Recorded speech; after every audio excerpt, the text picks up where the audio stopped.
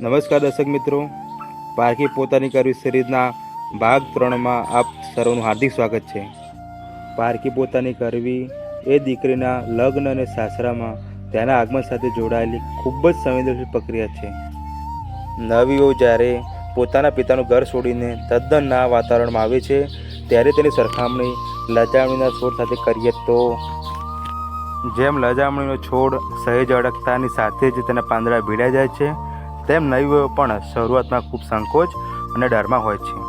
તેની લાગણી ખૂબ નાજુક હોય છે, તેથી તેની સાથે ખૂબ જ લાગણીસભર વ્યવહાર કરીએ. અનુકૂળ વાતાવરણ મળતાની સાથે જ લજામણીના પાંદડા થોડા સમય પછી આપોઆપ ફરી ખુલી જાય છે.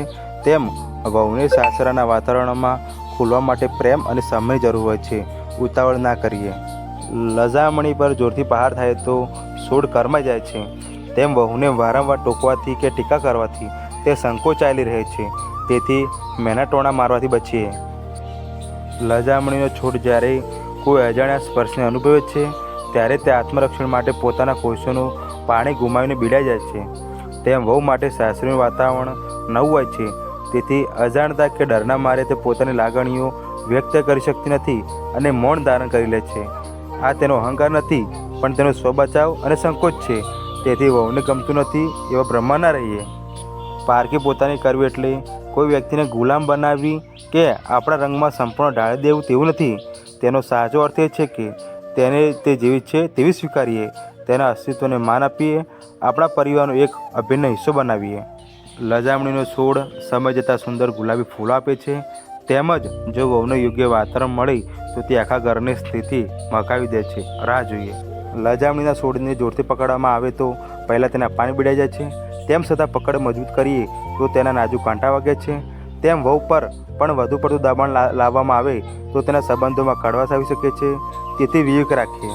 નવી વહુ કોઈ માટીનું રમકડું નથી કે જેને આપણે ધારીએ તેવા આકાર આપી શકીએ. તે એક જીવન છોડ છે. તેને ઘરના વાતાવરણ અને સંસ્કારો સ્વીકારવા માટે થોડો સમય આપીએ. લજામણીનો છોડ એક કુંડામાંથી બીજા કુંડામાં જ્યારે જાય છે તે પોતાની પ્રકૃતિ નથી બદલતો, માત્ર પોતાની જગ્યા જ બદલે છે. તેમ નવી વહુ પણ આપણા ઘરે આવીને તેના પિયરના સંસ્કારો એકદમ ભૂલી જાય તેવું ન જ છે. વહુને દીકરી બનાવી એટલે શું? દીકરી ભૂલ કરે ત્યારે ઘરમાં કોઈ કડવાશ થતી નથી, કારણ કે ત્યાં લોહીનો સંબંધ છે. વહુ સાથે લોહીનો નહીં પણ હૃદયનો સંબંધ બાંધવાનો છે. વહુની ભૂલને પણ દીકરીની ભૂલની જેટલી જ સહજતાથી માફ કરીએ. વહુના આત્મા સન્માનને ઠેસ ના પહોંચાડીએ.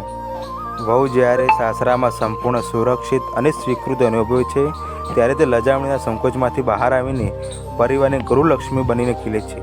તે પછી માત્ર ઘર સાચવતી નથી પણ આખા પરિવારના સુખ દુઃખની ભાગીદાર બને છે. બસ આપણે પોઝિટિવ રહીએ.